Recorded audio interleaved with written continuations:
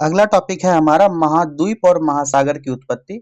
ठीक है, इससे संबंधित प्रश्नों को देखेंगे आगे। आइए देखते हैं।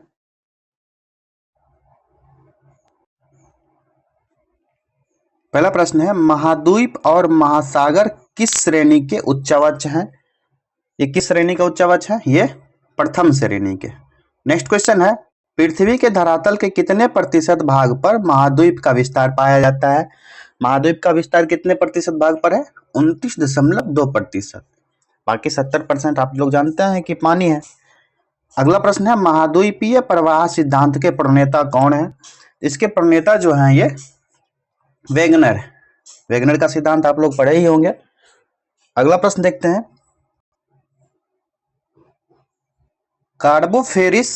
कार्बोनिफेरस युग में विश्व के संपूर्ण महाद्वीप आपस में मिले हुए थे। यह किसकी मान्यता है? ये किनके द्वारा माना गया कि सभी महाद्वीप मिले हुए थे? ये वेगनर के सिद्धांत में ही बताया गया। ऑप्शन ए राइट आंसर हो जाएगा, वेगनर। अगला प्रश्न है, वेगनर के अनुसार निम्नलिखित में से कौन सा कथन असत्य है? असत्य कथन पूछा जा रहा है, ये कौन सा कथन असत्य हो जाएगा? ये हो जाएगा ऑप्शन बी, पेंजिया टेथिस सागर नामक महासागर से घिरा हुआ था। ये कथन असत्य है। नेक्स्ट क्वेश्चन देखते हैं, प्लेट विवर्तनकी सिद्धांत किस वर्ष प्रस्तुत किया गया? तो ये जो है प्लेट विवर्तनकी सिद्धांत ये 1960 में प्रस्तुत किया। ऑप्शन बी राइट आंसर हो जाएगा। नेक्स्ट क्वेश्चन है, प्लेट विवर्तनकी सिद्धांत का प्रतिपादन किसने किया? किसके द्वारा किया गया दोस्तों? ये हैरी हैस के द्वारा किया गया। किसके द्वारा? हैरी हैस के द्वारा।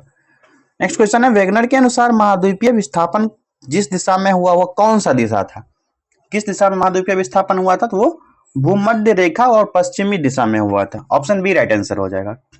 नेक्स्ट क्वेश्चन है, वेगनर के अनुसार पेंजिया का विखंडन किस युग में प्रारंभ हुआ था?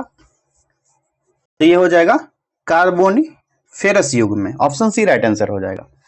अगला प्रश्न है, महाद्वीपीय विस्थापन को स्पष्ट करने वाला नवीनतम सिद्धांत कौन सा है?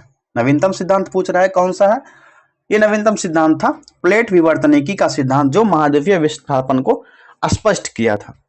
तो महाद्वीपीय और महासागरीय नितल की उत्पत्ति, इस टॉपिक में कुल 10 ही प्रश्न है इस बुक के अकॉर्डिंग। ठीक है, बाकी और भी सारे प्रश्न जो हमारा 10,000 MCQ सीरीज चल रहा है, 10,000 से अधिक MCQ सीरीज चल रहा है, उसमें विस्तार से पूरा गहन अध्ययन पढ़ाया जा रहा है उसमें, उसको भी आप लोग एक बार जरूर देखें।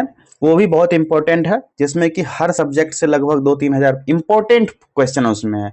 ये नहीं कि कोई भी क्वेश्चन उठा करके दे दिया गया, इंपॉर्टेंट क्वेश्चन जो लगभग एग्जाम से कनेक्टेड है। जैसे कोई भी एग्जाम, किसी एग्जाम में पूछा गया है कोई क्वेश्चन, तो उससे रिलेटेड जितने ऑप्शन है उसको उठा करके ऐसे करके बहुत सारे प्रश्न बनाए गए, जिसमें 10,000 एक मिनिमम माना गया। मुझे लगता है 15,000 प्लस ही चला जाएगा उसमें क्वेश्चन। उसको आप लोग जरूर देखें।